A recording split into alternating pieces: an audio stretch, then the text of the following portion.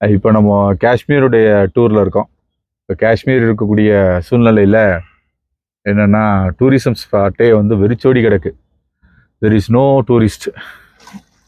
இப்போ நம்ம வந்து பனியும் இல்லை, டூரிசம் ஸ்பாட்டும் இல்லை, டெஸ்டினேஷன் ஒரு எல்லா டூரிசம் டெஸ்டினேஷனையும் கரண்ட் சுச்சுவேஷன் காரணமாக க்ளோஸ் பண்ணி வச்சுருக்காங்க. இப்போ நம்ம வந்து ஃபைனலாக காஷ்மீரில் ஃபேமஸாக இருக்கக்கூடிய இந்த தால் லேக்கில் ஒரு ரைட் போவோம் அப்படின்னு சொல்லி என்ன செஞ்சுருக்கோம், பேசி ஒரு 2500 கேட்டாங்க ஒரு 6 பாயிண்ட்டுக்கு. இந்த மீனா பஜார் அங்கே இங்கெல்லாம் இருக்கும், நம்ம ஒவ்வொரு இடங்களையும் நம்ம எடுப்போம். அதில் ஃபைனலாக வந்து ஒரு 1000 ஆரம்பித்து ஒரு 1500 1700 முடித்தோம். இப்போ நம்ம சிக்காரா ரைடு வந்து ஸ்டார்ட் பண்ணுறோம். இப்போ இங்கேருந்து அங்கே போவோம்.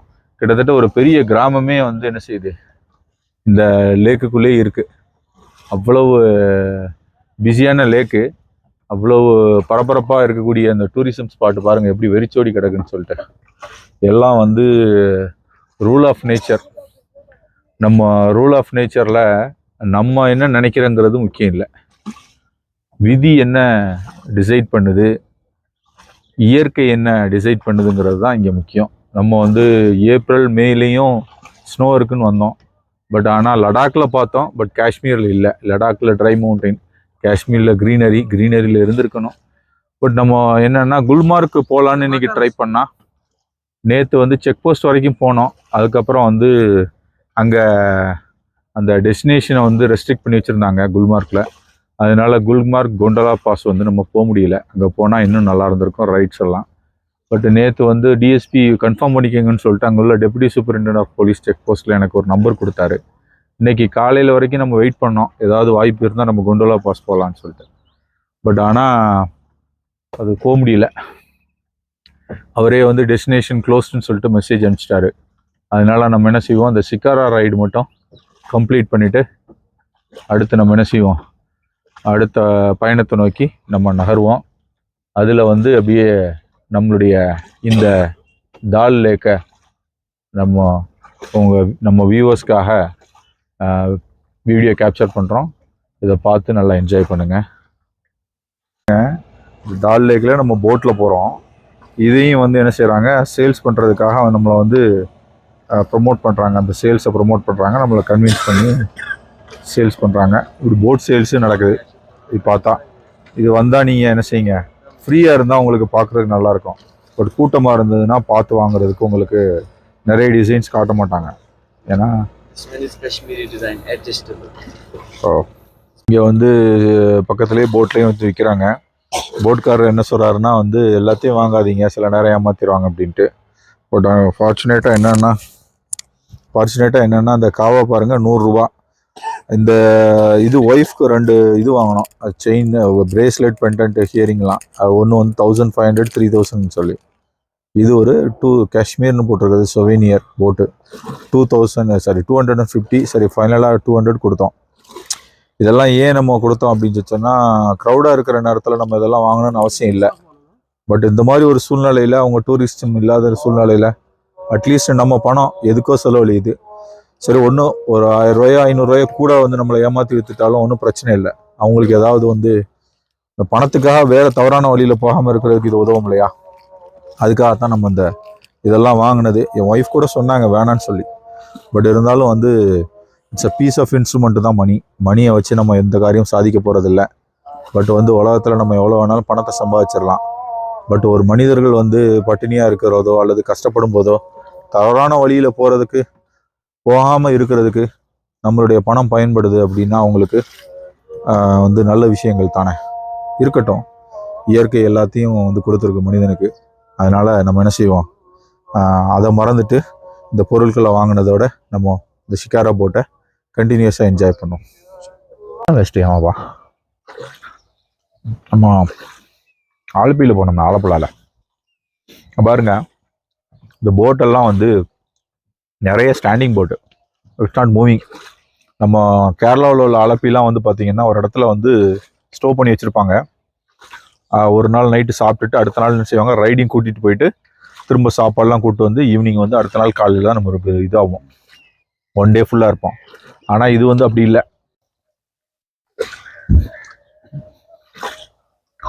பட் அதை கம்பேர் பண்ணும்போது ஆலப்பி வந்து சீயுடைய பேக் வாட்டரு, இது வந்து ஒன்லி லேக்கு.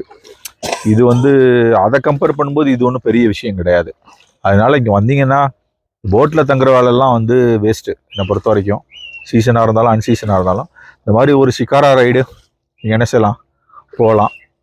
இந்த ஷிகாரா ரைடு போயிட்டு என்ன செய்யலாம், தால் லேக்கை என்ஜாய் பண்ணிவிட்டு ஸ்ரீநகரில் மற்ற இடங்களை பார்த்துட்டு போகலாம். மற்ற இடங்கள்லாம் என்ன ஃபோர்ட்டும் பார்க்கும் தான் இருக்குது.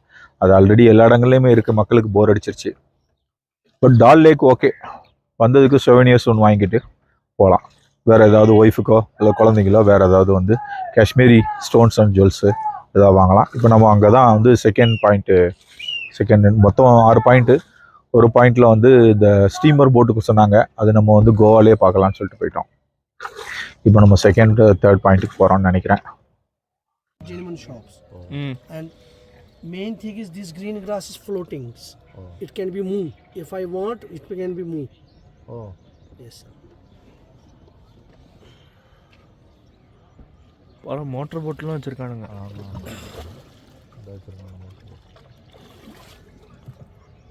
நம்ம இங்கே வந்து ரூம் போட்டோம்னா அந்த மோட்டர் போட்டில் வந்து கூப்பிட்டு போய் அங்கே விடுவானுங்க போல். ஆமாம், அங்கே போய் உள்ள ஏதோ இதெல்லாம் இருக்குது, மஜ்லிஸ் மாதிரி. அது இது பாருங்கள், அந்த இதில் ஃப்ளோட்டிங்கில் வச்சுருக்கானு பாரு. அதுதான் ஒரு சிங்கிள் போகிறார். இது பாருங்க, நம்மள மாதிரியே ஒருத்தவங்க வந்து ஷிகாரா போட் ரைட் பண்ணுறாங்க.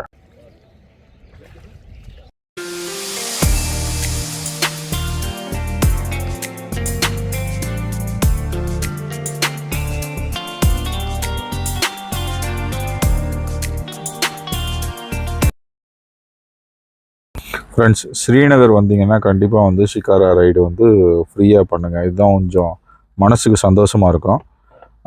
மற்ற விஷயங்களை விட வந்து இங்கே இது இருக்குது. இந்த அமைப்பை பாருங்களேன். இது வந்து ஒரு பஜாரும் ஒரு வில்லேஜும் உள்ளே இருக்குது. ஆனால் வெளியிலேருந்து அக்சஸ் பண்ண முடியாது.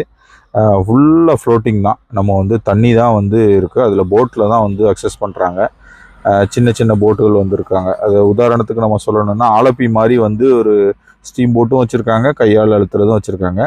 பட் என்னவா இருந்தாலும் இதை உள்ளே வந்து பார்க்குறதுக்கு நம்ம ஷிகாரா ரைடு தான் வந்து யூஸ்ஃபுல்லாக இருக்கும். நம்ம வெளியிலேருந்து பார்க்க முடியாது. அதனால் வந்து கண்டிப்பாக நீங்கள் என்ன செய்யுங்க, ஸ்ரீநகர் சைடில் இந்த வில்லேஜு மார்க்கெட்டு இதெல்லாம் உள்ள அக்சஸ் பண்ணுங்கள். இது நமக்கு ஒரு டிஃப்ரெண்ட் எக்ஸ்பீரியன்ஸை வந்து நமக்கு காட்டும். இப்போ நம்ம எல்லாம் வந்து உள்ளே போய் பார்த்துட்டு திரும்ப வந்து பொருட்கள் வாங்க ட்ரை பண்ணோம். பாருங்க ஃப்ரெண்ட்ஸ், இதுதான் மீனா பஜார் அப்படின்னு. இதில் தான் வந்து ஷால்ஸு, ஜுவல்ஸு என்னெல்லாமோ எல்லாமே இருக்குது. இதை தாண்டி உள்ளுக்குள்ளே கொஞ்சம் வீடுகளும் இருக்குது. இந்த போட்டில் கடை வச்சுருக்கிறவங்க, அந்த ஃப்ளோட்டிங் ஷாப் வச்சுருக்கிறவங்க ஃப்ளோட்டிங் வில்லேஜில் வந்து வீடும் வச்சுருக்குறாங்க. இது எல்லாமே வந்து கொஞ்சம் ஒரிஜினல் கிடைக்குன்னு சொல்கிறாங்க. பட் அவங்க சொல்கிறத வந்து நம்ம 100% என்ன செய்ய முடியாது, நம்ப முடியாது. எல்லா டூரிசம் பிளேஸ்லேயும் வந்து அவங்க சொல்கிறது தான். பட் நம்ம ஒவ்வொரு பொருளும் வாங்கும்போது அதனுடைய நேச்சரை தெரிஞ்சு, அதனுடைய ரியாலிட்டியை தெரிஞ்சு நம்ம வாங்குறது கொஞ்சம் நல்லது. நம்ம போட்மேன் என்ன சொன்னார்னா, ஃபுல்லாக வில்லேஜ் வரைக்கும் நம்ம போயிட்டு வந்து திரும்ப வரும்போது பஸ்மினா ஷாலும் ட்ரை ஃப்ரூட்ஸு மற்றும் ஒன்றான இதுகள் வாங்குவோம் அப்படின்னு சொல்லியிருக்காரு. அதனால் நம்ம என்ன செய்வோம் பார்த்தோம். இந்த பாருங்கள் வந்து இவங்க இந்த ஃப்ளோட்டிங்லேயே மேலே வந்து மணல் பரப்பு மாதிரி வச்சு அதில் வந்து என்ன செஞ்சுட்டாங்க, வெஜிடபிள் பயிர் பண்ணுறாங்க. பட் அது வரைக்கும் அக்சஸ் பண்ணுறதுக்கு இருக்குது. அதுலேருந்து இங்கிட்டு ரோட்லேருந்து வர முடியாதான். இது வந்து இதிலே தான் போக முடியுமா. இந்த காய்கறிகள் தான் வந்து அவங்க யூஸ் பண்ணிக்கிறாங்க அப்படின்னு சொல்லிட்டு அவங்க ஹார்வெஸ்டிங் இது பயிர் பண்ணியிருக்காங்க. அது முளைச்சிருக்கு. என்னைக்கு ஹார்வெஸ்ட் பண்ணுறாங்கன்றது தெரியல. அது தேவைக்கு தக்கன எடுப்பாங்களா இருக்கும்.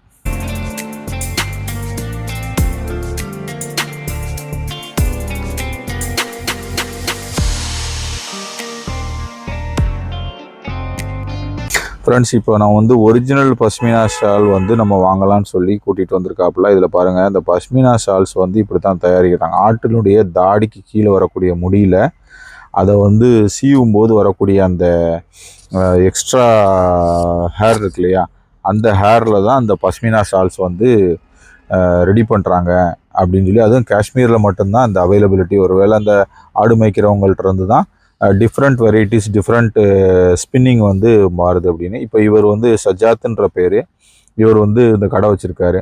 இதுதான் அந்த ஒரிஜினலுடைய வேஸ்ட் மெட்டீரியலில் 80%ங்கிறாரு. பட் கொஞ்சம் நல்லா திக்காக இருக்குது. அடுத்து நம்ம வந்து இதோடைய ஒரிஜினல்ஸ் என்ன அப்படிங்கிறத நம்ம பார்ப்போம். பாருங்கள், இது வந்து பஷ்மினா ஷால்னு சொல்லக்கூடியது. ஆனால் திக்னஸ் அதில் இல்லை. இதில் கொஞ்சம் நல்லா சாஃப்டாக இருக்குது. அது வந்து சிந்தட்டிக் மெட்டீரியல் மாதிரி இருக்குது. ரெண்டுமே பார்க்குறதுக்கு ஒன்றா தான் இருக்குமா. ஆனால் எது வந்து கொஞ்சம் சாஃப்டாக வந்து உள்ளனா இருக்கோ அதுதான் வந்து பஷ்மினா ஷால் அப்படின்னு சொல்கிறாரு. ஃப்ரெண்ட்ஸ், இது அதே மாதிரி வந்து ஒரிஜினல்ஸு பார்க்குறதுக்கு நல்லா இருக்குது பாருங்கள். இதில் வந்து அவர் என்ன சொல்கிறாருன்னா, அந்த எம்ப்ராய்டரி போட்டது வந்து பின்னாடி நீங்கள் பார்த்தீங்கன்னாக்கா வந்து அதனுடைய டிஃப்ரென்ஸு வந்து இப்போ சீம்லெஸ்ஸாக இருக்கும், அதனுடைய பிசுறுகள் இருக்காது அப்படின்றாரு. அதே மாதிரி தான் இருக்குது.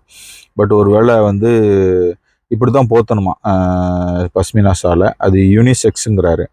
இதில் பாருங்கள், அந்த எம்ப்ராய்டரி வந்து இதில் நூல் வெளியில் தெரியுது. பட் இந்த ஒயிட் கலரில் உள்ள டிசைனில் வந்து தெரியல, ப்ரௌனில் வந்து நல்லா தெரியுது. இதுதான் வந்து பஷ்மினா ஷாலுடைய எம்ப்ராய்டரி டிஃப்ரென்ஸ். இதை வச்சு தான் கண்டுபிடிக்கணும் அப்படின்னு சொல்கிறாரு.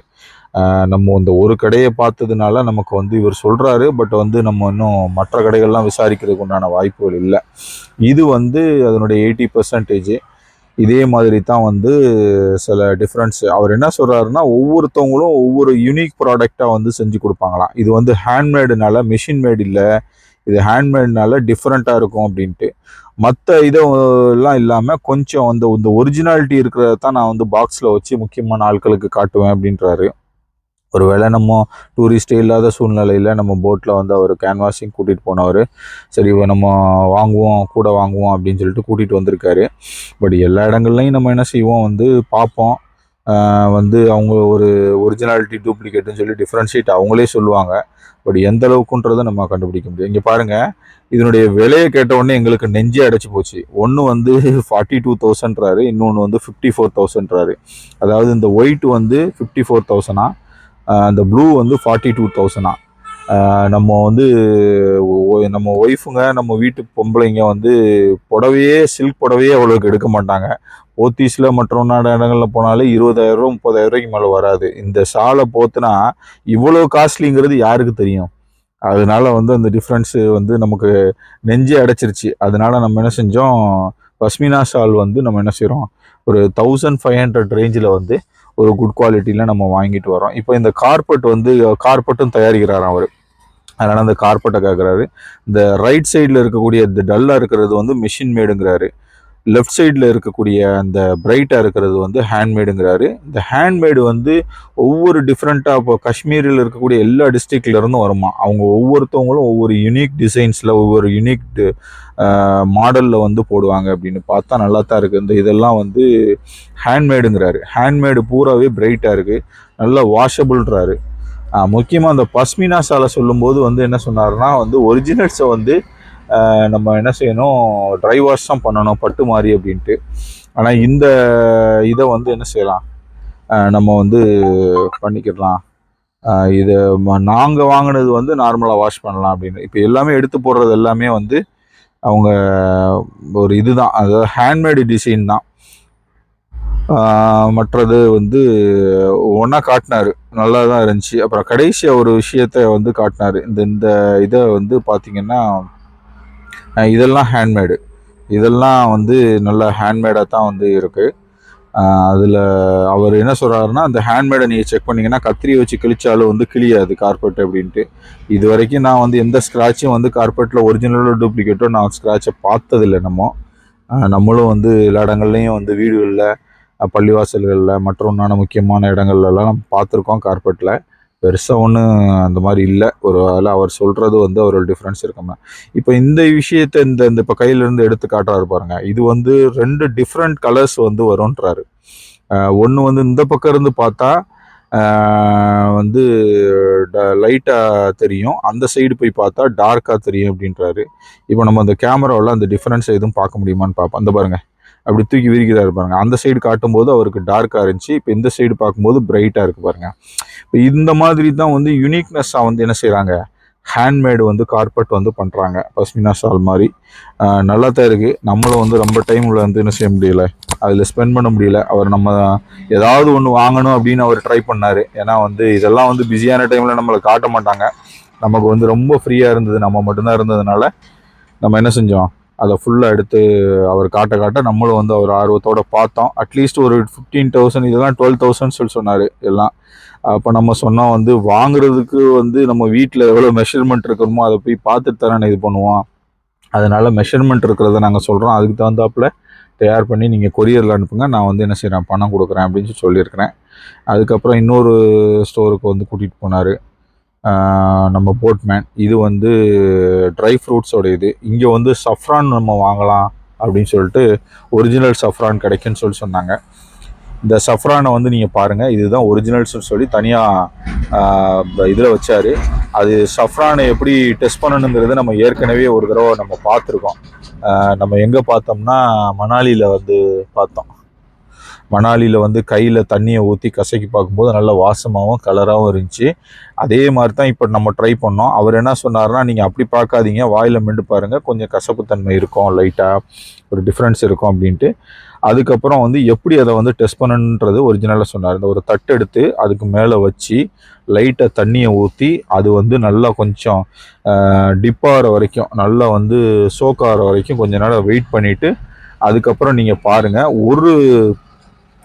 ஒரு லீஃப் வந்து சஃப்ரானோடைய லீஃபு 1 லிட்டர் ஆஃப் வாட்டரில் வந்து என்ன செய்யலாம் வந்து கலக்கலாம். நல்ல ஸ்மெல்லாகவும் நல்ல கலராகவும் இருக்கும் அப்படின்னு. இந்த பாருங்கள் போட்டு பார்க்குறாரு. போட்டுட்டு இதை வந்து ஒரு கிளாஸ் ஆஃப் வாட்டரில் ஊற்றுறாரு. அது 1 லிட்டர் வரைக்கும் என்ன செய்யலாமா, அதை யூஸ் பண்ணலாமா. அப்படியே கம்ப்ளீட்டாக வந்து நம்மளுக்கு என்ன செய்யுது, கலர் மாறுது. நம்ம மணாலியில் வாங்கினது வந்து 1 கிராம் வந்து 60 ருபீஸ்ன்னு சொன்னாங்க. இது வந்து 1 கிராம் வந்து 300 ருபீஸ். மொத்தம் வந்து 10 கிராம் வாங்கினாலே வந்து 3000 ரூபா. கிட்டத்தட்ட ஒரு கிலோ வாங்கினோம்னா 3 லட்ச ரூபா அப்படிங்கிற கணக்கில் வந்து வருது. ரொம்ப காஸ்ட்லி. பட் என் ஒய்ஃபும் சொன்னாங்க அவ்வளோ ரேட்டு தான் இருக்கும், ஏன்னா துபாயிலையும் மற்ற இடங்களையும் அப்படி தான் இருக்குது. இந்த பாருங்கள், இந்த தண்ணியை வந்து அந்த இதில் கலந்து அந்த லீஃபோடைய மிக்ஸ்டு வாட்டரை வந்து இதில் ஊற்றுறாப்புல. அதில் வந்து தண்ணியை கலக்கும்போது பாருங்கள் எல்லோ கலரில் கம்ப்ளீட்டாக வந்து வருது. அது கிட்டத்தட்ட அதை வந்து லைட்டாக நசுக்கி விட்டு அதில் தண்ணியை ஊற்றி என்ன செய்யலாம், அதில் கலந்தோம்னா வந்து ஃபுல்லி வந்து சஃப்ரான் வந்து அதில் வந்து என்ன ஆயிரும், மிக்ஸ்ட் ஆயிரும் அப்படின்னாப்புல. இதை பாருங்கள், அவர் செய்முறையை பாருங்கள். பார்த்துட்டு ஃபைனலாக வந்து அந்த இதில் சாசரில் வந்து தண்ணியை ஊற்றி அந்த தண்ணியை வந்து அவர் காட்டுவார் ஃபுல்லாக. அதை வந்து கிளாஸில் ஊற்றுவார் பாருங்கள். அந்த இதில் வந்து கிளாஸில் ஊற்றி, ஓகே இது வந்துருச்சா, இதில் வந்து 1 லிட்டர் ஆஃப் வாட்டரை வந்து நம்ம என்ன செய்யலாம், கலக்கலாம் அப்படின்னு சொல்லி. இது ஒரு பூவுக்கு இந்த பாருங்கள் நிறைய ஃபுல்லாக இருக்குது பாருங்கள், நல்லா ஸ்மெல்லாகவும் இருக்குது, கலராகவும் இருக்குது. இது வந்து என்னென்னா நம்ம பர்பஸாகவே பெண்கள் வந்து டெலிவரி டைமில், ப்ரெக்னன்சி டைமில் குடிக்கலாம். நம்ம வந்து என்ன செய்யலாம், அந்த பிளைன் காஃபி டீயில் வந்து போட்டு குடிக்கலாம். இந்த பாருங்கள், இதுதான் அது மெஷர்மெண்ட்டு. ஒரு பாக்ஸில் வந்து இந்த இதுதான் 1 கிராம் பாக்ஸு. இந்த 1 கிராம் பாக்ஸில் வந்து அவர் எடுத்து மெஷர் பண்ணி நம்ம கொடுக்குறாரு. இதோடு நம்ம வந்து என்ன செஞ்சோம்,